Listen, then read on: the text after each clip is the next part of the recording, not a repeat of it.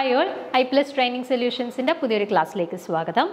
We hydrogen bonding last class discuss and hydrogen bonding the type of molecules hydrogen bonding develop then different types of hydrogen bonding intermolecular and intramolecular.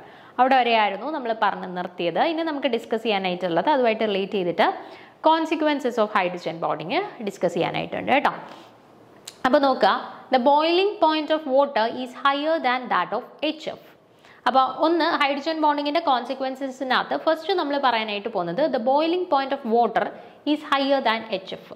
Hydrogen fluoride HF in the boiling point in a cuttle koodalana water in the case of hydrogen bonding in the reason even if the stronger hydrogen bond exists in HF than in H2O, the boiling point of water is higher. This is due to the statistical consideration that one molecule of water can form two such bonds as compared to 1,4-HF. Now, water in the case hydrogen and oxygen hydrogen bonding develop HF in the case hydrogen and fluorine hydrogen bond develop fluorine more electronegative oxygen more electronegative fluorine so we usually chindikkunnathu endana HF inde edayilana oru strong aayittulla oru hydrogen bond develop cheyyunnathu so strong aayittulla അല്ലെങ്കിൽ boiling point ഏറ്റവും കൂടുതലായിട്ട് experience ചെയ്യുന്നത് HF ന്റെ കേസിലായിരിക്കും എന്നാണ് നമ്മൾ usually ചിന്തിക്കുന്നത്.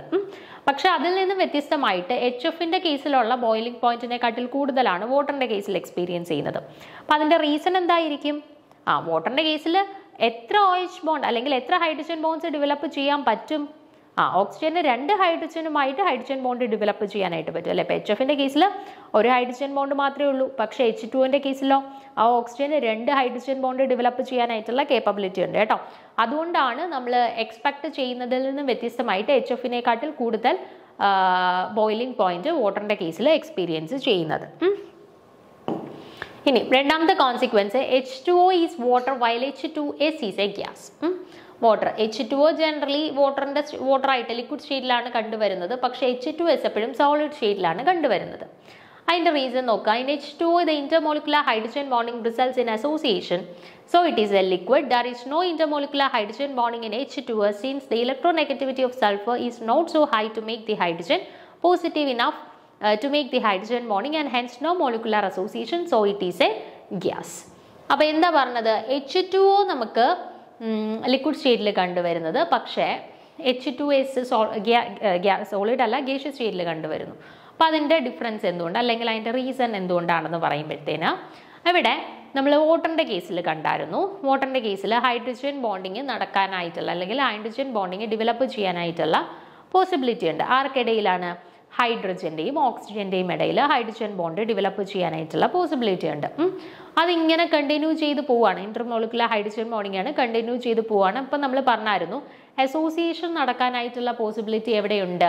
Water മോളിക്യൂളിൻ്റെ കേസിലുണ്ട് അല്ലേ? അപ്പോൾ വാട്ടർ മോളിക്യൂളിൻ്റെ കേസിൽ ഈ ഹൈഡ്രജൻ ബോണ്ടിങ് നടക്കുന്നു. ഹൈഡ്രജൻ ബോണ്ടിങ്ങിൻ്റെ ഫലമായിട്ട് അസോസിയേഷൻ നടക്കുന്നു. ഓക്കെ, അപ്പോൾ ഈ അസോസിയേഷൻ്റെ ഫലമായിട്ടാണ് വാട്ടർ മോളിക്യൂളിൻ്റെ കേസിൽ അവർ ലിക്വിഡ് സ്റ്റേറ്റിൽ കണ്ടുവരുന്നത്.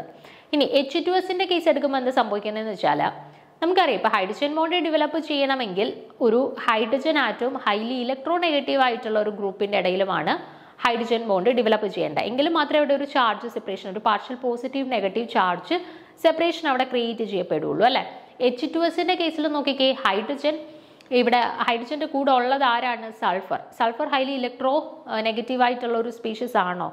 അല്ല. സൾഫറിന്റെ പ്രസൻസിൽ വരുമ്പോഴത്തേനും അവിടെ ഒരു ചാർജ് സെപ്പറേഷൻ ക്രിയേറ്റ് ചെയ്യപ്പെടുകയോ ഹൈഡ്രജൻ ഒരു പാർഷ്യൽ പോസിറ്റീവ് ചാർജ് ഡെവലപ്പ് ചെയ്യുകയോ ഒന്നും ചെയ്യുന്നില്ല. ഓക്കെ, അതിന്റെ ഫലമായിട്ട് അവിടെ ഹൈഡ്രജൻ ബോണ്ട് ഡെവലപ്പ് ചെയ്യുമോ? ഇല്ല. ഹൈഡ്രജൻ ബോണ്ട് ഡെവലപ്പ് ചെയ്യണമെങ്കിൽ ഓക്സിജനെ പോലെയോ നൈട്രജനെ പോലെയോ ഫ്ലൂറിനെ പോലെയോ ക്ലോറിനെ പോലെയോ ഒക്കെ ഹൈലി ഇലക്ട്രോനെഗറ്റീവ് ആയിട്ടുള്ള സ്പീഷീസ് വേണം. സൾഫറിന് അത്രത്തോളം ഇലക്ട്രോനെഗറ്റീവ് ആയിട്ടുള്ള ഒരു സ്പീഷീസ് അല്ല സൾഫർ. അതുകൊണ്ട് തന്നെ സൾഫറുമായിട്ട് ചേർന്ന് അവിടെ ഹൈഡ്രജൻ ബോണ്ടിങ് ഡെവലപ്പ് ചെയ്യാനായിട്ടുള്ള പോസിബിലിറ്റി ഇല്ല. അതുകൊണ്ട് തന്നെ അവിടെ ഹൈഡ്രജൻ ബോണ്ടിങ് ഡെവലപ്പ് ചെയ്യുന്നില്ല. അതുവഴി അസോസിയേഷൻ ഓഫ് മോളിക്യൂൾസ് പോസിബിൾ അല്ല. സോ അത് ഗേഷ്യസ് സ്റ്റേറ്റിൽ കണ്ടുവരുന്നു. ഓക്കെ, അപ്പോൾ ഡിഫറൻസ് മനസ്സിലാക്കി വെച്ചേക്കാം.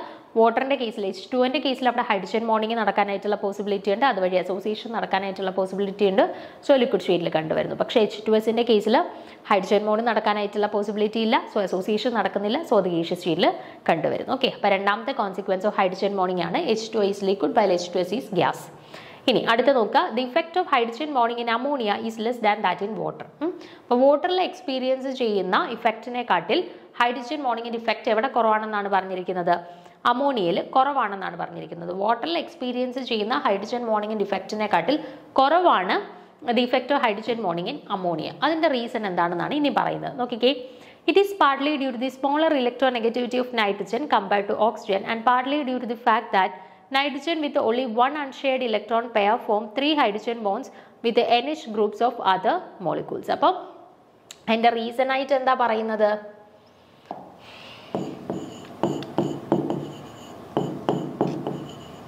NH3യുടെ കേസും H2Oൻ്റെ കേസിലും നോക്കി, എന്നിട്ട് പറഞ്ഞത് അമോണിയയുടെ കേസിൽ ഹൈഡ്രജൻ ബോണ്ടിങ്ങിൻ്റെ എക്സ്റ്റെൻഡ് എന്ന് പറയുന്നത് കുറവാണ് കമ്പയർഡ് ടു എന്താണ് വാട്ടറിൻ്റെ കേസിൽ എന്നാണ്. ഒരു കേസ് നമുക്ക് പറയാം, നൈട്രജനെ ഓക്സിജനെ വെച്ചിട്ട് കമ്പയർ ചെയ്യുമ്പോൾ ഇലക്ട്രോൺ നെഗറ്റിവിറ്റിയുടെ വാല്യൂ കൂടുതൽ ആർക്കാ ഉള്ളത്? ഓക്സിജൻ ആണ്. അപ്പം നല്ല രീതിയിലുള്ള ഒരു ചാർജ് സെപ്പറേഷൻ അല്ലെങ്കിൽ ഒരു ഇലക്ട്രോൺ നെഗറ്റിവിറ്റി ഡിഫറൻസ് പ്രസന്റ് ആയിട്ടുള്ളത് എവിടെയാണ്? H2Oൻ്റെ കേസിലാണ്. അത് വെച്ചിട്ട് നമുക്ക് പറയാം എന്താ, H2Oൻ്റെ കേസിലാണ് NH3യുടെ കേസിനെക്കാട്ടിൽ കൂടുതൽ ഹൈഡ്രജൻ ബോണ്ട് അല്ലെങ്കിൽ എന്താ ആ ഒരു എക്സ്റ്റെൻഡ് കൂടാനായിട്ടുള്ള റീസൺ. രണ്ടാമതായിട്ട് പറയുന്ന കാര്യം എന്ന് പറഞ്ഞാൽ, നൈട്രജൻ്റെ കേസിലാണെങ്കിൽ എത്ര അൺഷെയർഡ് പെയർ ഓഫ് ഇലക്ട്രോൺസ് ഉണ്ട്? ഒരു അൺഷെയർഡ് പെയർ ഓഫ് ഇലക്ട്രോൺ മാത്രമേ ഉള്ളൂ. പക്ഷേ only one unshared pair of electron form 3 hydrogen bonds with the NH groups of other molecules. അപ്പോൾ ആകെ ഒരു അൺഷെയർഡ് പെയർ ഓഫ് ഇലക്ട്രോൺസേ ഉള്ളൂ. എത്ര ഹൈഡ്രജൻ ബോൺസ് ഫോം ചെയ്യാനായിട്ടുള്ള കേപ്പബിലിറ്റി ഉണ്ട്? 3 ഹൈഡ്രജൻ ബോൺസ് ഫോം ചെയ്യാനായിട്ടുള്ള കേപ്പബിലിറ്റി ഉണ്ട്. പക്ഷേ ഓക്സിജൻ്റെ കേസിലാണെന്നുണ്ടെങ്കിലോ 2 ലോൺ പെയർസ് ഉണ്ട് അല്ലേ, 2 അൺഷെയർഡ് പെയർ ഓഫ് ഇലക്ട്രോൺസ് ഉണ്ട്. സോ 2 ഹൈഡ്രജൻ ബോൺസേ അവിടെ ഫോം ചെയ്യുന്നുള്ളൂ. സോ അത് കമ്പാരിറ്റീവ്ലി സ്ട്രോങ്ങർ ആയിട്ട് ആയിരിക്കും നമുക്ക് കണ്ടുവരുന്നത്. അപ്പോൾ അതാണ് റീസൺ പറയുന്നത്. എന്താ, അമോണിയയുടെ കേസിൽ ഇഫക്റ്റ് ഓഫ് ഹൈഡ്രജൻ ബോണ്ടിങ് എന്ന് പറയുന്നത് വാട്ടറിനെക്കാട്ടിൽ കുറവാണ്. അതിൻ്റെ റീസൺ ആണ് എന്ത്? വാട്ടറിൻ്റെ കേസിലെന്ന് പറഞ്ഞാൽ ഓക്സിജൻ ആണ് ഇലക്ട്രോനെഗറ്റീവ് ഗ്രൂപ്പായിട്ട് വരുന്നത്. അത് ഹൈലി ഇലക്ട്രോനെഗറ്റീവ് ആണ്. സോ ചാർജ് സെപ്പറേഷൻ വരുന്നുണ്ട്. അതുകൊണ്ട് തന്നെ നമ്മുടെ ഹൈഡ്രജൻ ബോണ്ടിൻ്റെ സ്ട്രെങ്ത് വളരെ കൂടുതലായിരിക്കും. NH3യുടെ കേസിൽ വരുമ്പോൾ നൈട്രജൻ ആണ്, അത് ഓക്സിജനെക്കാട്ടിൽ ഇലക്ട്രോനെഗറ്റിവിറ്റി കുറവാണ്. സോ അവിടുത്തെ ബോണ്ട് സ്ട്രെങ്ത് എന്ന് പറയുന്നത് കമ്പാരിറ്റീവ്ലി ഹൈഡ്രജൻ ബോണ്ടിൻ്റെ സ്ട്രെങ്ത് എന്ന് പറയുന്നത് വാട്ടറിനെ വെച്ച് നോക്കുമ്പോൾ കമ്പാരിറ്റീവ്ലി കുറവാണ്. ഓക്കെ, അടുത്തത് density of ice is less than that of water. Density of ഐസിൻ്റെ ഡെൻസിറ്റി എന്ന് പറയുന്നത് വാട്ടറിൻ്റെ ഡെൻസിറ്റിയെക്കാട്ടിൽ കുറവാണ്. അതിൻ്റെ റീസൺ എന്താ? നമ്മൾ യൂഷ്വലി ഇപ്പോൾ സോളിഡ് സ്റ്റേറ്റിൽ വരുമ്പോഴത്തേനും അവരുടെ ഡെൻസിറ്റി കൂടാനാണ് സാധ്യത. പക്ഷേ ഇവിടെ ഐസിൻ്റെയും വാട്ടറിൻ്റെയും കേസ് എടുത്തപ്പോൾ വാട്ടറിൻ്റെ ഡെൻസിറ്റി എന്താണോ അതിനെക്കാട്ടിൽ കുറഞ്ഞ ഡെൻസിറ്റിയാണ് ആർക്ക്? ഐസിന്. അതിൻ്റെ റീസൺ എന്താണെന്നാണ് ചോദിച്ചത്. അപ്പോൾ നോക്കിക്കേ, it is evident from the shape of the water molecule that hydrogen bonds between the oxygen atoms of one molecule and 2 hydrogen atoms of another molecule can be formed only at certain definite angles. അപ്പോൾ എന്താ നോക്കിക്കേ, it is evident from the shape of the water molecule that hydrogen bonds between the oxygen atoms of one molecule and 2 hydrogen atoms of another molecule can be formed only at certain definite angles. അപ്പം നമ്മളിവിടെ water മോളിക്യൂൾസിൻ്റെ association നേരത്തെ കണ്ടായിരുന്നു അല്ലേ. അപ്പം ഒരു water molecule എടുക്കുകയാണെന്നുണ്ടെങ്കിൽ അതിനകത്തുള്ള ഒരു ഓക്സിജന് തൊട്ടടുത്തുള്ള 2 ഹൈഡ്രജൻസുമായിട്ട് ഹൈഡ്രജൻ ബോണ്ടിങ്ങിൽ ഇൻവോൾവ് ചെയ്യാനായിട്ട് പറ്റും അല്ലേ. പക്ഷേ ഇപ്പോൾ വാട്ടർ മോളിക്യൂളിൻ്റെ ഷേപ്പ് ഇപ്പോൾ എങ്ങനെ ഇരുന്നാലും അത് പറ്റുമോ?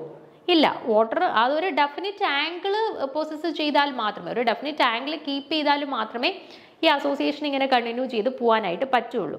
അപ്പോൾ ഒരു പെർട്ടിക്കുലർ ആംഗിൾ കീപ്പ് ചെയ്തെങ്കിൽ മാത്രമേ ആ അസോസിയേഷൻ ഇങ്ങനെ നമുക്ക് കണ്ടിന്യൂ ചെയ്തിട്ട് large number of water molecules intermolecular hydrogen bonding വഴി ബൈൻഡ് ചെയ്ത് പോവുകയുള്ളൂ. This is particularly in the case of solid ice. In ice, each oxygen is tetrahedrally surrounded by 4 hydrogen atoms. 2 of these are bonded covalently and other two through hydrogen bonds. In ice, the H2O molecule themselves are held tetrahedrally with respect to one another, and this gives rise to open cage structure of ice. അപ്പോൾ ഇവിടെ എന്താ പറഞ്ഞിരിക്കുന്നത്? ഐസിൻ്റെ കേസിൽ നമ്മൾ ഓക്സിജനെ എടുത്താൽ ഓക്സിജന് 4 hydrogen ആറ്റംസുമായിട്ട് ടെട്രാഹെഡ്രലി surround ചെയ്തിട്ടുണ്ട്. അതിൽ 2 covalent bond വഴിയാണ് ബൈൻഡ് ചെയ്തിരിക്കുന്നത്, 2 ഹൈഡ്രജൻ ബോൺസ് വഴിയാണ് ബൈൻഡ് ചെയ്ത് വെച്ചിരിക്കുന്നത്. In ice the water molecule themselves are held tetrahedrally with respect to one another. അപ്പം ഒരു ടെട്രാഹെഡ്രൽ അറേഞ്ച്മെന്റ് ആണ് ഈ ഐസിനകത്ത് ഈ മോളിക്യൂൾസ് കണ്ടിന്യൂ ചെയ്ത് ഫോളോ ചെയ്ത് പോകുന്നത്.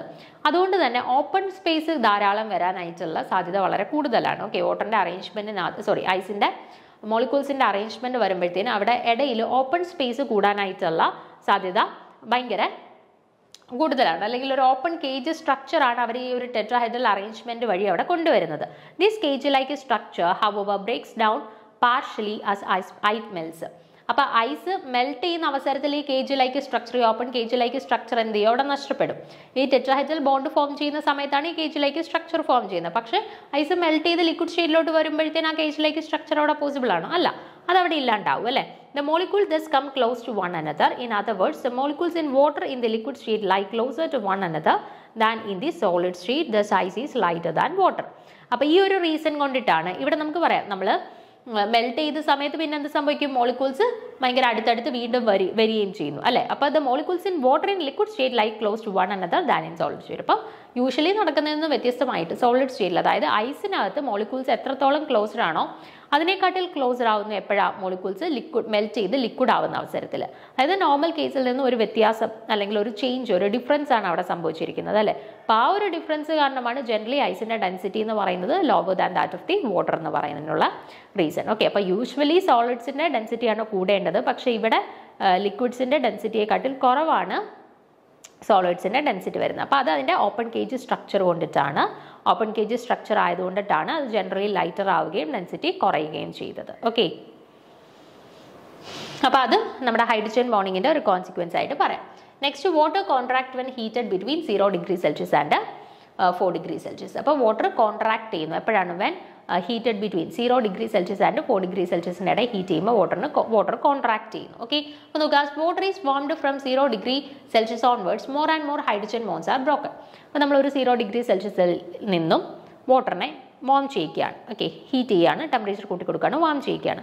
അപ്പോൾ യൂഷ്വലി എന്ത് ചെയ്യും, അവിടെ ഹൈഡ്രജൻ ബോണ്ട് ബ്രേക്ക് ചെയ്യാനായിട്ടുള്ള സാധ്യതയുണ്ട് അല്ലേ.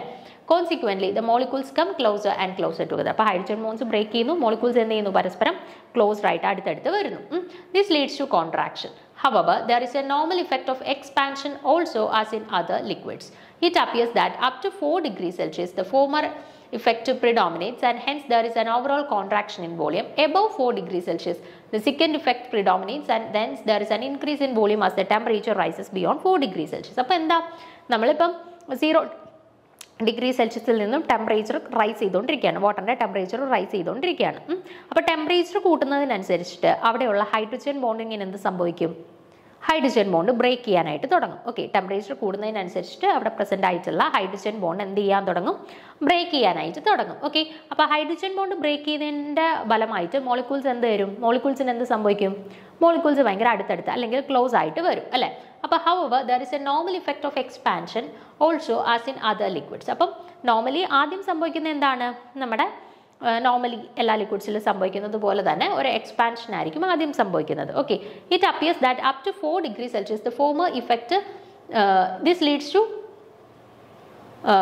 contraction. However, there is a normal effect of expansion also in liquids. It appears up to 4 degrees Celsius. The former effect predominates and hence the overall contraction in volume. അപ്പോൾ നമ്മൾ ഒരു 0 degree Celsius മുതൽ 4 degree Celsius വരെ temperature കൂട്ടിക്കൊണ്ടുവരികയാണ്. 0യിൽ നിന്ന് start ചെയ്ത് ഒരു temperature 4 degree Celsius ആവുന്നത് വരെ നോർമൽ ലിക്വിഡ്സിൽ സംഭവിക്കുന്നത് പോലെ തന്നെ കോൺട്രാക്ഷനാണ് സംഭവിക്കുന്നത്. പക്ഷേ above 4 degrees Celsius, the second effect predominates and hence there is an increase in volume as the temperature rises beyond 4 degrees Celsius. അപ്പം up to 4 degrees Celsius, ആ 0 ഡിഗ്രി സെൽഷ്യസ് മുതൽ 4 ഡിഗ്രി സെൽഷ്യസ് വരെ temperature കൂടുന്നതിനനുസരിച്ചിട്ട് അവിടെ contraction ആയിരുന്നു സംഭവിച്ചത്. പക്ഷേ 4 degree Celsius എത്തി നമ്മൾ വീണ്ടും ടെമ്പറേച്ചർ കൂട്ടുകയാണെന്നുണ്ടെങ്കിൽ അവിടെ എന്ത് ഹൈലൈറ്റ് ചെയ്യും അല്ലെങ്കിൽ എന്ത് പ്രിഡോമിനേറ്റ് ചെയ്യും, എക്സ്പാൻഷൻ പ്രിഡോമിനേറ്റ് ചെയ്യും. വോളിയം ഇൻക്രീസ് ചെയ്യുന്നു, അവരുടെ എക്സ്പാൻഷൻ പ്രിഡോമിനേറ്റ് ചെയ്യുന്നു. ഓക്കെ, അപ്പോൾ അതും നമ്മുടെ ഹൈഡ്രജൻ ബോണ്ടിങ്ങിൻ്റെ ഒരു കോൺസിക്വൻസ് ആയിട്ട് പറയാം. ഓക്കെ, അപ്പോൾ ഇവിടെ എന്താ സംഭവിച്ചത്, water contract when heated between 0 degree Celsius and 4 degree Celsius. Up to 4 degree Celsius വരെ, 0 ഡിഗ്രി സെൽഷ്യസ് മുതൽ 4 ഡിഗ്രി സെൽഷ്യസ് വരെ വാട്ടറിന് എന്ത് സംഭവിക്കുന്നു, കോൺട്രാക്ഷൻ സംഭവിക്കുന്നു. ദെൻ 4 ഡിഗ്രി സെൽഷ്യസ് കഴിഞ്ഞിട്ട് നമ്മൾ ഫെർദർ വീണ്ടും ഹീറ്റ് ചെയ്ത് കൊടുക്കുകയാണെന്നുണ്ടെങ്കിൽ എന്ത് സംഭവിക്കുന്നു, there is an increase in volume, volume increase ചെയ്യുന്നു, എക്സ്പാൻഷൻ സംഭവിക്കുന്നു. ഓക്കെ, അപ്പോൾ അത്രയുമാണ് ഹൈഡ്രജൻ ബോണ്ടിങ്ങുമായിട്ട് റിലേറ്റ് ചെയ്തിട്ട് നമ്മൾ അറിഞ്ഞിരിക്കേണ്ട കാര്യങ്ങൾ. അപ്പോൾ എന്താണ് ഹൈഡ്രജൻ ബോണ്ടിങ് എന്ന് അറിഞ്ഞിരിക്കുക, then intermolecular hydrogen bonding intramolecular hydrogen bonding തമ്മിലുള്ള ഡിഫറൻസ് മനസ്സിലാക്കിയിരിക്കുക. ദെൻ കോൺസിക്വൻസസ് ഓഫ് ഹൈഡ്രജൻ ബോണ്ടിങ്ങിൻ്റെ പ്രധാനപ്പെട്ട കോൺസിക്വൻസസ് എന്താണെന്നുള്ളത് മനസ്സിലാക്കിയിരിക്കുക കേട്ടോ. അപ്പോൾ ഇത്രയും കാര്യങ്ങൾ ഒന്ന് ക്ലിയർ ആക്കി വെച്ചേക്കുക. അടുത്ത് നമുക്ക് നോക്കാനായിട്ടുള്ളത് polarity of water molecules. Water മോളിക്യൂൾസിന്റെ പൊളാരിറ്റിയെ കുറിച്ചിട്ടാണ് അടുത്തത് ഡിസ്കസ് ചെയ്യുന്നത്. നോക്കിക്കേ, water is a polar molecule and also act as a polar solvent. Water എന്ന് പറയുന്നത് ഒരു പോളാർ മോളിക്യൂൾ ആണ്. അതുപോലെ തന്നെ ഒരു പോളാർ സോൾവെന്റ് ആയിട്ടും വാട്ടർ ആക്ട് ചെയ്യുന്നുണ്ട്, ഒരു പോളാർ സോൾവെന്റ് ആയിട്ട് ആക്ട് ചെയ്യുന്നുണ്ട്. When a chemical species is said to be polar, it means that the positive and negative electrical charges are unevenly distributed. നമുക്കിപ്പോൾ ഒരു മോളിക്യൂളിനെ പോളാർ ആണ് എന്ന് പറയണമെങ്കിൽ അതിന്റെ കണ്ടീഷൻ എന്താണ്? എല്ലാ മോളിക്യൂൾസും പോളാർ ആണോ? അല്ല, ചിലർ പോളാർ ആണ്, ചിലർ നോൺ പോളാർ ആണ്, അല്ലെ? അപ്പോൾ പോളാർ ആണ് എന്ന് പറയണമെങ്കിൽ അതിന്റെ കണ്ടീഷൻ എന്താണ്? ഒരു ചാർജ് സെപ്പറേഷൻ അവർക്കിടയിൽ ഉണ്ടായിരിക്കണം. അപ്പം ഞാൻ HCl മോളിക്യൂളിനെ കൺസിഡർ ചെയ്യുകയാണെങ്കിൽ അവിടെ ഹൈഡ്രജൻ ഒരു പാർഷ്യൽ പോസിറ്റീവ് ചാർജ് ആയിരിക്കും, ക്ലോറിൻ ഒരു പാർഷ്യൽ നെഗറ്റീവ് ചാർജ് ആയിരിക്കും. ഓക്കെ, അതായത് ഒരു ചാർജ് സെപ്പറേഷൻ അവർക്കിടയിലുണ്ട്. ആ ഹൈഡ്രജൻ ഒരു പോസിറ്റീവ് ചാർജ് ആണ്, ക്ലോറിൻ ഒരു നെഗറ്റീവ് ചാർജ് ആണ് ഡെവലപ്പ് ചെയ്തിരിക്കുന്നത്. സോ അവർക്കിടയിൽ ഒരു ചാർജ് സെപ്പറേഷൻ ഉണ്ട്. അതുകൊണ്ട് തന്നെ നമുക്ക് പറയാം അവർ പോളാർ ആണെന്ന്. മറിച്ച് ഞാൻ Cl2 എന്ന് പറയുന്ന ഒരു മോളിക്യൂളാണ് കൺസിഡർ ചെയ്യുന്നത്. Cl രണ്ട് ക്ലോറിനുകളെ കൺസിഡർ ചെയ്താൽ രണ്ടു പേർക്കും ഒരേ ഇലക്ട്രോനെഗറ്റിവിറ്റി വാല്യൂ ആണ്. അതായത് ഒരു ഇലക്ട്രോനെഗറ്റിവിറ്റി ഡിഫറൻസ് ഉണ്ടോ അവർക്കിടയിൽ? ഇല്ല, രണ്ടുപേരും ഇലക്ട്രോനെഗറ്റീവ് ആണ്, അവരുടെ രണ്ടുപേരുടെയും വാല്യൂ സെയിം ആണ്. നല്ല രീതിയിലുള്ള ഒരു ഇലക്ട്രോനെഗറ്റിവിറ്റി ഡിഫറൻസ് അവർക്കിടയിലില്ല. സോ നമുക്ക് പറയാം Cl2 എന്ന് പറയുന്നത് എന്താണ്? നോൺ പോളാർ ആണ്, അല്ലെ? അപ്പോൾ ഒരു മോളിക്യൂളിനെ പോളാർ എന്ന് പറയണമെങ്കിൽ ആ രണ്ട് മോളിക്യൂൾസിൻ്റെ ഇടയിൽ, ആ മോളിക്യൂളിനകത്ത് ഇൻവോൾവ് ആയിട്ടുള്ള രണ്ട് ആളുകളുടെ ഇടയിൽ ഒരു ഇലക്ട്രോനെഗറ്റിവിറ്റി ഡിഫറൻസ് ഉണ്ടായിരിക്കണം, അല്ലെങ്കിൽ ഒരു ചാർജ് സെപ്പറേഷൻ ഉണ്ടായിരിക്കണം. എങ്കിലും മാത്രമേ നമുക്ക് അവരെ പോളാർ ആയിട്ട് കൺസിഡർ ചെയ്യാനായിട്ട് പൊതുവെ പറ്റുകയുള്ളൂ. Okay, the positive charge comes from the atomic nucleus while the electrons supply the negative charge. It's a movement of the electrons that determines the polarity. അപ്പം ഒരാൾക്ക് നമ്മൾ പറഞ്ഞു, ഒരാൾക്ക് പാർഷ്യൽ പോസിറ്റീവ് ചാർജും ഡെവലപ്പ് ചെയ്യും, ഒരാൾക്ക് പാർഷ്യൽ നെഗറ്റീവ് ചാർജും develop ചെയ്യും. അങ്ങനെ ഒരു ചാർജ് സെപ്പറേഷൻ ഉണ്ടാകുമ്പോഴാണ് ജനറലി നമ്മൾ അവരെ പോളാർ ആയിട്ട് കൺസിഡർ ചെയ്യുന്നതെന്ന് പറഞ്ഞു. ഓക്കെ, അപ്പോൾ ഇവിടെ പോസിറ്റീവ് ചാർജ് ഡെവലപ്പ് ചെയ്യുന്നത് എന്തിൻ്റെ സഹായത്തോടു കൂടിയാണ്? ന്യൂക്ലിയസിന്റെ സഹായത്തോടുകൂടി, ന്യൂക്ലിയസിന്റെ ഹെൽപ്പോട് കൂടിയാണ് അവിടെ ഒരു പാർഷ്യൽ പോസിറ്റീവ് ചാർജ് ഡെവലപ്പ് ചെയ്യുന്നത്. ഇനി നെഗറ്റീവ് ചാർജ് ഡെവലപ്പ് ചെയ്യുന്നത് എങ്ങനെയാണ്? ഇലക്ട്രോൺസിന്റെ ഡിസ്ട്രിബ്യൂഷൻ കാരണമാണ്. ഓക്കെ, അപ്പം ന്യൂക്ലിയസിന്റെ ഇഫക്റ്റ് കാരണമാണ് ഒരു പാർഷ്യൽ പോസിറ്റീവ് ചാർജ് ഒരാൾക്ക് ഡെവലപ്പ് ചെയ്യുന്നത്. ഇലക്ട്രോൺസിന്റെ ഇൻഫ്ലുവൻസ് കാരണമാണ് ഒരു നെഗറ്റീവ് ചാർജ് അടുത്ത ആളിൽ ഡെവലപ്പ് ചെയ്യുന്നത്. ഓക്കെ, അപ്പോൾ it's the movement of the electrons that determine the polarity. ഇലക്ട്രോൺസിന്റെ മൂവ്മെന്റ് കാരണമാണ് അവിടെ പൊളാരിറ്റി ഡിറ്റർമൈൻ ചെയ്യുന്നത്. Water is polar because it has a bend geometry that places the positively charged hydrogen atoms on one side of the molecule and the negatively charged oxygen atoms on the other side of the molecule. അപ്പോൾ വാട്ടറിന്റെ case നോക്കിക്കേ. വാട്ടറിന്റെ കേസിൽ നമുക്കറിയാം അവരുടെ structure വരുന്നത് ഒരു bend shape അല്ലെങ്കിൽ ഒരു ആംഗുലാർ ഷേപ്പിലാണ്, അല്ലേ? ഓക്സിജൻ രണ്ട് ഹൈഡ്രജൻ ആയിട്ട്, അല്ലേ? ഇങ്ങനെയാണ് സ്ട്രക്ചർ വരുന്നത്. അപ്പോൾ ഇവിടെ നിങ്ങൾ നോക്കിക്കഴിഞ്ഞാൽ ഹൈഡ്രജന് ഒരു പാർഷ്യൽ പോസിറ്റീവ് ചാർജ് ആണ്, ഓക്സിജന് പാർഷ്യൽ നെഗറ്റീവ് ചാർജ് ആണ്. അതായത് ഇവർക്കിടയിൽ നല്ല രീതിയിലുള്ള ഒരു ഇലക്ട്രോ നെഗറ്റിവിറ്റി ഡിഫറൻസ് ഉണ്ട്, അല്ലേ? ഒരാൾക്ക് പാർഷ്യൽ പോസിറ്റീവ് ചാർജ് ആണ്, ഒരാൾക്ക് പാർഷ്യൽ നെഗറ്റീവ് ചാർജ് ആണ്. അപ്പോൾ രണ്ടുപേർക്കും ഇടയിൽ ഒരു ഇലക്ട്രോ നെഗറ്റിവിറ്റി ഡിഫറൻസ് നല്ല രീതിയിൽ അവിടെ ബിൽഡപ്പ് ചെയ്തിട്ടുണ്ട്. അതുകൊണ്ട് തന്നെ നമുക്ക് പറയാം വാട്ടർ മോളിക്യൂൾ പോളാർ ആണോ നോൺ പോളാർ ആണോ? പോളാർ ആണ്. രണ്ടുപേർക്കിടയിൽ നല്ല രീതിയിലുള്ള ചാർജ് സെപ്പറേഷൻ ഉണ്ട്, അതുകൊണ്ട് അവർ പോളാർ ആയിട്ടാണ് നമ്മൾ അവരെ കൺസിഡർ ചെയ്യുന്നത്. ഇനി ഇവിടെ ഇൻവോൾവ് ചെയ്തിട്ടുള്ള രണ്ടു പേർക്കും ഇടയിൽ ഒരു ഇലക്ട്രോ നെഗറ്റിവിറ്റി ഡിഫറൻസ് നല്ല രീതിയിൽ ഇല്ലായിരുന്നു, രണ്ടുപേർക്കും പാർഷ്യൽ പോസിറ്റീവ് ചാർജ് ആണ്. അല്ലെന്നുണ്ടെങ്കിൽ Cl2 കൺസിഡർ ചെയ്യുമ്പോൾ രണ്ടുപേരുടെയും ഇലക്ട്രോ നെഗറ്റിവിറ്റി വാല്യൂ സെയിം ആണ്. സോ ഒരു ഇലക്ട്രോ നെഗറ്റിവിറ്റി ഡിഫറൻസ് അവർക്കിടയിൽ ഇല്ല. സോ അവരെ നമ്മൾ നോൺ പോളാർ ആയിട്ട് കൺസിഡർ ചെയ്യുന്നു. പക്ഷേ വാട്ടറിന്റെ കേസ് എടുക്കുമ്പോൾ എന്താ? ഹൈഡ്രജൻ പാർഷ്യലി പോസിറ്റീവ് ആണ്, ഓക്സിജൻ പാർഷ്യലി നെഗറ്റീവ് ചാർജ് ആണ്. അപ്പോൾ ചാർജ് സെപ്പറേഷൻ ഉണ്ട്, അല്ലെങ്കിൽ രണ്ടുപേർക്കിടയിൽ ഒരു ഇലക്ട്രോ നെഗറ്റിവിറ്റി ഡിഫറൻസ് ഉണ്ട്. അതുകൊണ്ട് തന്നെ നമുക്ക് പറയാം ഇവരുടെ കേസിൽ എന്താണ്? ഇവര് പോളാർ ആണ്, മറ്റേയാളോ നോൺ പോളാർ ആണ്. ഓക്കെ,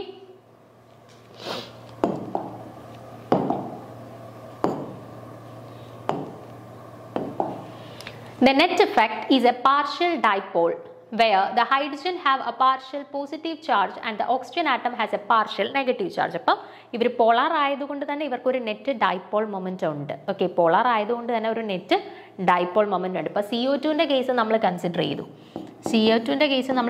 ചെയ്തു. അപ്പോൾ ഇവിടെ എന്താ പ്രത്യേകത? ഇവിടെ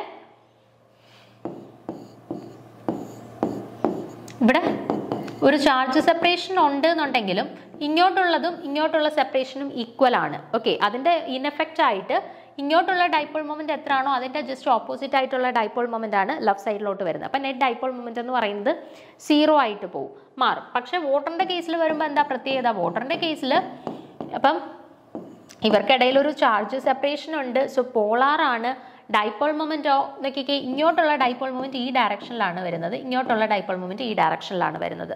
അപ്പോൾ ഈ ഡൈപോൾ മൊമെന്റ് പരസ്പരം ക്യാൻസൽഡ് ഔട്ട് ആയി പോകുന്നുണ്ടോ? ഇല്ല. സോ ഒരു നെറ്റ് ഡൈപോൾ മൊമെന്റ് പോസസ് ചെയ്യുന്നുണ്ട്. സോ വാട്ടർ മോളിക്യൂളിന്റെ അടുത്തൊരു പ്രത്യേകതയാണത് പോളാർ ആണ്. അതുപോലെ തന്നെ ഒരു നെറ്റ് ഡൈപോൾ മൊമെന്റും അവർ ക്യാരി ചെയ്യുന്നുണ്ട്. Okay, the reason water is bent is because the oxygen atom still has 2 lone pairs of electrons after it bonds with the hydrogen. These electrons repel each other, bending the OH bonds away from the linear angle. അപ്പം water, അത് നമ്മൾ already കുറച്ച് മുന്നേ ഒന്ന് പറഞ്ഞ കാര്യമാണ്. Structure പറഞ്ഞ സമയത്ത് എന്താ, നമ്മുടെ വാട്ടർ മോളിക്യൂളിൻ്റെ കേസിൽ അവരുടെ ജോമെട്രി വരുന്നത് ലീനിയർ ആയിട്ടാണോ? ഇപ്പം CO2ൻ്റെ കേസൊക്കെ നോക്കിക്കഴിഞ്ഞാൽ അവിടെ ലീനിയർ ഷേപ്പാണ്. പക്ഷേ വാട്ടറിൻ്റെ കേസിൽ ഏതാണ്ട് H നമുക്കിങ്ങനെ ലീനിയർ ആയിട്ടാണോ കിട്ടുന്നത്? അല്ല, നമുക്കൊരു ബെൻഡ് അല്ലെങ്കിൽ ഒരു ആംഗുലാർ ഷേപ്പിലാണ് വാട്ടർ മോളിക്യൂളിനെ കിട്ടുന്നത്. അതിൻ്റെ റീസൺ എന്താണ്? വാട്ടറിൻ്റെ കേസിൽ 2 ബോണ്ട് പെയർസ് മാത്രമല്ല ഉള്ളത്, 2 ലോൺ പെയർസും ഉണ്ട്. അപ്പോൾ ലോൺ പെയറിൻ്റെ റിപ്പൾഷനും അവിടെ എക്സ്പീരിയൻസ് ചെയ്യും. അപ്പോൾ ആ ഒരു റിപ്പൾഷൻ്റെ ഫലമായിട്ടാണ് എന്ത് ചെയ്യുന്നത്? അവർ ഒരു ബെൻഡ് ഷേപ്പ് അക്വയർ ചെയ്യുന്നത് കേട്ടോ. But the reason water is bent because the oxygen atom still has 2 lone pairs, and after it bonds with hydrogen, these electrons repel each other, bending the OH bond away from the linear angle. അപ്പോൾ ആ ഒരു loan പെയർസിൻ്റെ presence കൊണ്ടിട്ട് അവിടെ lone pair repulsion നല്ല രീതിയിൽ experience ചെയ്യും. Okay, അതുകൊണ്ട് തന്നെ അവർ ഒരു ലീനിയർ രീതിയിൽ വരുന്നതിൽ നിന്നും വ്യത്യസ്തമായിട്ട് ഒരു ബെൻഡ് ഷേപ്പിലോട്ട് അവർ ഡിസ്റ്റോർട്ടഡ് ആയിട്ട് മാറുന്നു. ഓക്കെ, അപ്പോൾ ഇത്രയുമാണ് നമ്മുടെ വാട്ടറിൻ്റെ പൊളാരിറ്റിയുമായിട്ട് റിലേറ്റ് ചെയ്തിട്ട് അറിഞ്ഞിരിക്കേണ്ട കുറച്ച് കാര്യങ്ങൾ. ഇനി നമ്മളൊരു ജനറൽ പ്രോപ്പർട്ടീസ് ഓഫ് വാട്ടർ എന്നും പറഞ്ഞിട്ട് ആദ്യം ജസ്റ്റ് കുറച്ച് ഒരു ഇൻട്രൊഡക്ഷൻ പോലെ ഒന്ന് പറഞ്ഞിരുന്നു. ഇനി നമ്മൾ ഫിസിക്കൽ പ്രോപ്പർട്ടീസ് ഓഫ് വാട്ടറും കെമിക്കൽ പ്രോപ്പർട്ടീസ് ഓഫ് വാട്ടറും ആണ് ഡിസ്കസ് ചെയ്യാനായിട്ട് പോകുന്നത്. ഓരോന്നായിട്ട് നോക്കാം. ആദ്യം നമ്മൾ ഫിസിക്കൽ പ്രോപ്പർട്ടീസ് ഓഫ് വാട്ടർ ആണ് പറയാൻ പോകുന്നത്. ഒന്നാമത്തേത്, water is tasteless, odourless liquid at standard temperature and pressure. നമുക്കറിയാം അല്ലേ, വാട്ടർ എന്ന് പറഞ്ഞാൽ പ്രത്യേകിച്ച് രുചിയോ മണമോ ഒന്നും തന്നെ ഇല്ലാത്ത ഒരു ലിക്വിഡാണ് എന്ത് വാട്ടർ എന്ന് പറയുന്നത്. The water has high specific heat. Specific heat capacity of water എന്ന് പറയുന്നത് അത്യാവശ്യം ഹയർ ആണ്. ഹയർ സ്പെസിഫിക് ഹീറ്റ് കപ്പാസിറ്റി ഉണ്ട്. ഇനി നോക്കിക്കേ, the specific heat is the amount of energy required to change the temperature of a substance. എന്താണ് specific heat capacity എന്ന് പറയുന്നത്? ഒരു പദാർത്ഥത്തിൻ്റെ ടെമ്പറേച്ചർ 1 ഡിഗ്രി സെൽഷ്യസ് ഉയർത്താൻ വേണ്ടിയിട്ട് നമുക്ക് എന്തുമാത്രം ഹീറ്റ് ആവശ്യമായിട്ട് വരുന്നു അതിനെയാണ് സ്പെസിഫിക് ഹീറ്റ് കപ്പാസിറ്റി എന്ന് പറയുന്നത്. ഓക്കെ, അപ്പോൾ ഇവിടെ വാട്ടറിൻ്റെ കേസിൽ എന്താ പ്രത്യേകത എന്ന് വെച്ചാൽ, നമ്മൾ ഒരുപാട് എമൗണ്ട് ഓഫ് ഹീറ്റ് കൊടുത്താൽ തന്നെ കുറച്ച് ടെമ്പറേച്ചർ റൈസേ ഉണ്ടാകുന്നുള്ളൂ. അതായത് 1 ഡിഗ്രി സെൽഷ്യസ് ടെമ്പറേച്ചർ റൈസ് അവിടെ ഉണ്ടാക്കണമെങ്കിൽ നമുക്ക് അതിനേക്കോണം ഹീറ്റ് അവിടെ സപ്ലൈ ചെയ്യേണ്ടി വരും. ഓക്കെ, അതായത് ഹീറ്റ് കപ്പാസിറ്റി ഓഫ് വാട്ടർ എന്താണ്? വളരെ കൂടുതലാണ്. അപ്പോൾ ഹീറ്റ് കപ്പാസിറ്റി എന്ന് പറഞ്ഞാൽ എന്താ? Amount of heat required to raise the temperature by 1 degree Celsius. ടെമ്പറേച്ചറിന് 1 ഡിഗ്രി സെൽഷ്യസ് ഒന്നും ഉയർത്താനല്ലേ, ടെമ്പറേച്ചറിൽ ചെറിയ വേരിയേഷൻ വരുത്താൻ വേണ്ടിയിട്ട് എന്തുമാത്രം ഹീറ്റ് നമുക്ക് അവിടെ സപ്ലൈ ചെയ്യേണ്ടി വന്നു, അതാണ് ഹീറ്റ് കപ്പാസിറ്റി എന്ന് പറയുന്നത് കേട്ടോ. അപ്പം ആ ഹീറ്റ് കപ്പാസിറ്റി എന്ന് പറയുന്നത് വാട്ടറിന് വളരെ കൂടുതലാണ്. കാരണം ഒരുപാട് ഹീറ്റ് കൊടുത്താൽ മാത്രമേ നമുക്ക് 1 ഡിഗ്രി സെൽഷ്യസ് എങ്കിലും അതിൻ്റെ ടെമ്പറേച്ചർ ഒന്ന് ഉയർത്താനായിട്ട് സാധിക്കുന്നുള്ളൂ. Because water has a high specific heat, it can absorb large amounts of heat energy before it begins to get hot. അതായത് അതുകൊണ്ട് തന്നെ നമുക്ക് ഒരുപാട് ഹീറ്റ് സപ്ലൈ ചെയ്താൽ മാത്രമേ നമുക്ക് ടെമ്പറേച്ചർ 1 ഡിഗ്രി സെൽഷ്യസ് എങ്കിൽ 1 ഡിഗ്രി സെൽഷ്യസ് ഒന്ന് ഉയർത്താനായിട്ട് സാധിക്കുകയുള്ളൂ. It also means that water releases heat energy slowly when situations cause it to cool. അപ്പോൾ it also means that water releases heat energy slowly when situations cause it to cool. അപ്പം എന്താ പറയുന്നത്? അപ്പം നമ്മൾ ഒരുപാട് heat supply ചെയ്താൽ മാത്രമേ ചെറിയ രീതിയിലുള്ള ഒരു ടെമ്പറേച്ചർ റൈസ് അവിടെ വാട്ടറിൻ്റെ കേസിൽ സാധ്യമാവും. അതുകൊണ്ട് തന്നെ ഹീറ്റ് കപ്പാസിറ്റി വളരെ കൂടുതലാണെന്ന് നമ്മൾ പറഞ്ഞു അല്ലേ. അതുകൊണ്ട് തന്നെ ഇത് അബ്സോർബ് ചെയ്ത ഹീറ്റിനെയും വളരെ സ്ലോലി മാത്രമേ റിലീസ് ചെയ്തുള്ളൂ. അല്ലെങ്കിൽ കൂള് ചെയ്യണമെങ്കിൽ, തിരിച്ച് ഹോട്ടായ സബ്സ്റ്റൻസ് കൂള് ചെയ്യണമെങ്കിൽ വളരെ ടൈം എടുത്ത് തന്നെയാണ് അത് കൂൾ ചെയ്യുന്നത്. അതായത് അബ്സോർബ് ചെയ്ത ഹീറ്റിനെ ഭയങ്കര സ്ലോലി മാത്രമേ എന്ത് ചെയ്യുന്നുള്ളൂ? തിരിച്ച് റിലീസ് ചെയ്യുന്നുള്ളൂ. Waters high specific heat capacity allows for the moderation of the earth's climate and helps organisms regulate their body temperature more effectively. അപ്പോൾ ഈ ഒരു സ്പെസിഫിക് ഹീറ്റ് കപ്പാസിറ്റി എന്ന് പറയുന്ന ഈ ഒരു ഫിനോമിന, വാട്ടറിൻ്റെ specific heat capacity higher value ആയതുകൊണ്ടിട്ടാണ് നമ്മുടെ ബോഡി ടെമ്പറേച്ചർ അല്ലെങ്കിൽ ഈവൻ്റെ എർത്തിൻ്റെ ടെമ്പറേച്ചറും ഒക്കെ ഒരുവിധം ഒന്ന് മെയിൻറ്റെയിൻ ചെയ്ത് നിർത്താനായിട്ട് സഹായിക്കുന്നത്. ഇപ്പം സ്പെസിഫിക് ഹീറ്റ് കപ്പാസിറ്റി വളരെ കുറവാണ്, കാരണം നമ്മൾ വളരെ കുറച്ച് ടെമ്പറേച്ചർ യൂസ് ചെയ്യുമ്പോഴത്തേനെ എന്ത് ചെയ്യുന്നു, ടെമ്പറേച്ചർ അങ്ങ് ഭയങ്കരമായിട്ട് ഉയരുമായിരുന്നെന്നുണ്ടെങ്കിൽ നമ്മുടെ ബോഡി ടെമ്പറേച്ചറൊക്കെ ഇതുപോലെ മെയിൻറ്റെയിൻ ചെയ്യാൻ പറ്റുമായിരുന്നോ? ഇല്ല. കുറച്ച് ചൂട് ഏൽക്കുമ്പോഴത്തേനും നമ്മുടെ ബോഡി ടെമ്പറേച്ചർ ഭയങ്കരമായിട്ട് അങ്ങ് റൈസ് ചെയ്യുമായിരുന്നു. പക്ഷേ അങ്ങനെ സംഭവിക്കുന്നുണ്ടോ? ഇല്ല. അത് വാട്ടറിൻ്റെ ഹൈ സ്പെസിഫിക് ഹീറ്റ് കപ്പാസിറ്റി എന്ന് പറയുന്ന റീസൺ കൊണ്ടിട്ടാണ് അത് സാധ്യമാവാത്തത് കേട്ടോ. അപ്പോൾ വാട്ടറിൻ്റെ സ്പെസിഫിക് ഹീറ്റ് കപ്പാസിറ്റി ഭയങ്കര വലുതായതുകൊണ്ട് തന്നെ നമ്മൾ ഒരു large amount of heat supply ചെയ്താൽ തന്നെ പെട്ടെന്ന് ഒരു ടെമ്പറേച്ചർ റൈസ് അവിടെ സംഭവിക്കുന്നില്ല. ഒരു ഗ്രാജുവലി മാത്രമേ ഒരു ടെമ്പറേച്ചർ റൈസ് അവിടെ സംഭവിക്കുന്നുള്ളൂ. ഓക്കെ, അപ്പോൾ അതാണ് രണ്ടാമത്തെ വാട്ടറിൻ്റെ ഇമ്പോർട്ടൻ്റ് ആയിട്ടുള്ള ഒരു feature, higher specific heat capacity. ഇനി അടുത്തത്, water in A pure state has A neutral pH. As a result, the pure water is neither acidic or basic. The water changes its pH when the substances are dissolved in it. The rain has a naturally acidic pH of about 5.6 because it contains a natural derived carbon dioxide and sulfur dioxide. അപ്പം നമ്മുടെ normal water എടുക്കുകയാണെന്നുണ്ടെങ്കിൽ pH എന്ന് പറയുന്നത് neutral ആയിട്ടാണ് consider ചെയ്യുന്നത്. Acidic റേഞ്ചിലും അല്ല, basic റേഞ്ചിലും അല്ല, neutral ആയിട്ടാണ് നമ്മൾ കൺസിഡർ ചെയ്യുന്നത് അല്ലേ. ഇനി നമ്മുടെ ഈ ഒരു വാട്ടറിനകത്ത് എന്തെങ്കിലും ഡിസോൾവ്ഡ് സോൾട്ട്സോ മറ്റ് ഇമ്പ്യൂരിറ്റീസോ കമ്പോണൻസോ ഒക്കെ മിക്സ് ആവുകയാണ് എന്നുണ്ടെങ്കിൽ ഇവരുടെ pHൽ എന്ത് വരും? വേരിയേഷൻസ് സംഭവിക്കും. ഓക്കെ, ആക്ച്വൽ pH ആയിരിക്കത്തില്ല, pHൽ വേരിയേഷൻസ് സംഭവിക്കും. ഓക്കെ, അപ്പം എക്സാമ്പിളായിട്ട് പറയുകയാണെങ്കിൽ നമ്മുടെ റെയിൻ വാട്ടർ എടുക്കുകയാണെന്നുണ്ടെങ്കിൽ റെയിൻ വാട്ടറിൻ്റെ pH വരുന്നത് അസിഡിക് റേഞ്ചിലാണ്. നമ്മുടെ ഇപ്പം 7 ആണ് neutral pH range.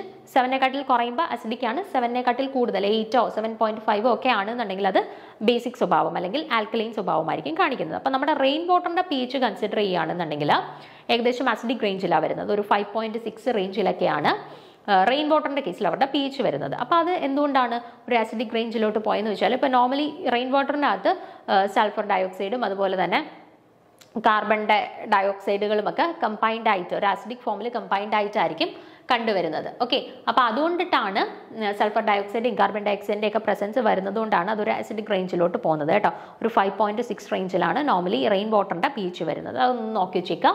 pH range of rain water എന്ന് പറയുന്നത് 5.6 റേഞ്ചിലാണ്. ഓക്കെ, ദെൻ അടുത്ത പ്രോപ്പർട്ടി നോക്കുക. The water conduct heat more easily than any liquid except mercury. ഇനി മെർക്കുറിയെ മാറ്റി നിർത്തിയാൽ ബാക്കി ലിക്വിഡ്സിനെ വെച്ച് നോക്കുമ്പോൾ അവരുടെ എല്ലാം ഹീറ്റ് കണ്ടക്റ്റിംഗ് എബിലിറ്റിയെക്കാട്ടിൽ കൂടുതലാണ് ആർക്ക്? Water conduct heat more easily than any liquid except mercury. Mercury ഒഴികെ, മെർക്കുറിക്ക് വാട്ടറിനെക്കാട്ടിൽ ഹയർ കഴിവുണ്ട്, പക്ഷെ മെർക്കുറി ഒഴിച്ച് നിർത്തി കഴിഞ്ഞാൽ ബാക്കി എല്ലാ ലിക്വിഡ്സിനെക്കാട്ടിലും ഹീറ്റിനെ കണ്ടക്ട് ചെയ്യാനായിട്ടുള്ള കേപ്പബിലിറ്റി കൂടുതലുള്ള സോൾവെന്റ് ആണ് വാട്ടർ എന്ന് പറയുന്നത്. And this fact causes large bodies of the liquid water like lakes and oceans to have essentially a uniform vertical temperature. ഈ ഒരു ടെമ്പറേച്ചർ പ്രൊഫൈൽ, അപ്പോൾ ഈ ഒരു പ്രോപ്പർട്ടി കാരണമാണ് ഈ ഒരു വാട്ടറിൻ്റെ ഈ ഒരു കഴിവ്, ഈ ഹീറ്റിനെ ഭയങ്കര ഈസി ആയിട്ട് കണ്ടക്ട് ചെയ്യാനായിട്ടുള്ള ഒരു കഴിവ് കൊണ്ടിട്ടാണ് നമ്മുടെ ഈ ലാർജ് വാട്ടർ ബോഡീസ് ഒക്കെ ഇല്ലേ, ഓഷൻസ്, സീ, ലേക്ക്, അവിടെയെല്ലാം ഒരു ടെമ്പറേച്ചർ മെയിൻറ്റെയിൻ ചെയ്ത് നിർത്താനായിട്ട് ഹെൽപ്പ് ചെയ്യുന്നത് ഈ വാട്ടറിൻ്റെ കണ്ടക്റ്റിംഗ് നേച്ചർ ഓഫ് ഹീറ്റ് ആ ഒരു പ്രോപ്പർട്ടിയുടെ ഹെൽപ്പോട് കൂടിയാണ് കേട്ടോ. അടുത്തത്, the water molecules exist in liquid form over an important range of temperature from 0 degrees Celsius to 100 degrees Celsius, and this range allows the water molecules to exist as liquid in most places in our planet. ഇനി വാട്ടറിൻ്റെ ഒരു പ്രത്യേകത എന്ന് വെച്ചാൽ അതിന് liquid സ്റ്റേറ്റിൽ ഒരു wide range of temperature റേഞ്ചിൽ അതിന് ലിക്വിഡ് സ്റ്റേറ്റിൽ എക്സിസ്റ്റ് ചെയ്യാൻ പറ്റും. അപ്പോൾ 0 ഡിഗ്രി സെൽഷ്യസ് മുതൽ 100 ഡിഗ്രി സെൽഷ്യസ് വരെ ഈ ഒരു ലോങ് റേഞ്ച് ഓഫ് ടെമ്പറേച്ചർ ഗ്യാപ്പിൽ അവർക്ക് ലിക്വിഡായിട്ട് നിലനിൽക്കാനായിട്ടുള്ള കേപ്പബിലിറ്റി ഉണ്ട്. അതുകൊണ്ടാണ് ഇപ്പോൾ പല വാട്ടർ ബോഡീസ് എടുത്തു കഴിഞ്ഞാലും എർത്തിൻ്റെ പല ഭാഗത്ത് നോക്കിക്കഴിഞ്ഞാലും എല്ലാ ഭാഗത്തും ഒരേ ടെമ്പറേച്ചർ ആയിരിക്കുമോ? അല്ല, ചിലയിടത്ത് ഭയങ്കര കുറവായിരിക്കും, ചിലയിടത്ത് ഭയങ്കര കൂടുതലായിരിക്കും. പക്ഷേ ഈ ഒരു wide range of liquid existence വാട്ടറിന് ഉള്ളത് കൊണ്ടിട്ടാണ് എർത്തിൻ്റെ തന്നെ പല ഭാഗങ്ങൾ എടുത്തു കഴിഞ്ഞാൽ തണുപ്പ് കൂടിയതും തണുപ്പ് കുറഞ്ഞതും ചൂട് കൂടിയതും ചൂട് കുറഞ്ഞതും ഏത് ഭാഗം എടുത്താലും അവിടെ എല്ലാം വാട്ടറിൻ്റെ എക്സിസ്റ്റൻസ് വരുന്നത് ഈ ഒരു wide range of temperature difference ഉള്ളത് കൊണ്ടാണ് കേട്ടോ. Then, water is a universal solvent. It is able to dissolve a large number of different chemical components. അത് നമ്മൾ ഓൾറെഡി പറഞ്ഞതാണ്. വാട്ടറിനെ നമ്മളൊരു യൂണിവേഴ്സൽ സോൾവെൻ്റ് ആയിട്ടാണ് കൺസിഡർ ചെയ്യുന്നത്. ഡിഫറെൻറ്റ് വെറൈറ്റീസ് ഓഫ് സബ്സ്റ്റൻസിനെ അതിൽ ഡിസോൾവ് ചെയ്യാനായിട്ടുള്ള കേപ്പബിലിറ്റി ആർക്കുണ്ട്? വാട്ടറിനുണ്ട്. അതുകൊണ്ടാണ് യൂണിവേഴ്സൽ സോൾവെൻ്റ് ആയിട്ട് കൺസിഡർ ചെയ്തിരിക്കുന്നത്. That water molecules are the only substance on earth that can exist in 3 physical states of matter: solid, liquid and gas, and incorporated in the change of state are massive amounts of heat exchange. This feature plays an important role in redistribution of heat energy in the earth atmosphere. Then അതുപോലെ തന്നെ നമ്മുടെ എർത്തിലുള്ള പല പദാർത്ഥങ്ങളെ വെച്ചിട്ട് compare ചെയ്താലും solid, liquid, gas ഈ മൂന്ന് സ്റ്റേറ്റിലും exist ചെയ്യാനായിട്ടുള്ള capability ഉള്ള ഒരേ ഒരു പദാർത്ഥവും നമ്മുടെ വാട്ടർ തന്നെയാണ് കേട്ടോ. then അതുകൊണ്ട് തന്നെ അവരുടെ ഹീറ്റ് എക്സ്ചേഞ്ചിങ് എബിലിറ്റിയൊക്കെ കണക്കിലെടുത്തുകൊണ്ടാണ് നമ്മുടെ ഈ ഒരു എർത്തിൻ്റെ ടെമ്പറേച്ചറും അതുപോലെ തന്നെ ആ ഒരു ഹീറ്റ് ബാലൻസും എല്ലാം മെയിൻറ്റെയിൻ ചെയ്ത് പോകുന്നത് വാട്ടറിൻ്റെ ഈ കഴിവുകളൊക്കെ ഉള്ളത് പ്രയോജനപ്പെടുത്തിക്കൊണ്ടാണ് കേട്ടോ. അപ്പോൾ ഇത്രയുമാണ് ജനറൽ ആയിട്ട് വരുന്ന physical properties related to water. ഇനി നമുക്ക് ഡിസ്കസ് ചെയ്യാനായിട്ടുള്ളത് കുറച്ച് ഫിസിക്കൽ പ്രോപ്പർട്ടീസിനകത്ത് 1-2 പോയിന്റ്സ് കൂടെ പറയണം. അതിനുശേഷം കെമിക്കൽ പ്രോപ്പർട്ടീസ് ആണ് വളരെ ഇമ്പോർട്ടൻ്റ് ആയിട്ടുള്ളത്. അത് നമുക്ക് ഡീറ്റെയിൽ ആയിട്ട് അടുത്ത ക്ലാസ്സിൽ നോക്കാം. Okay, thank you.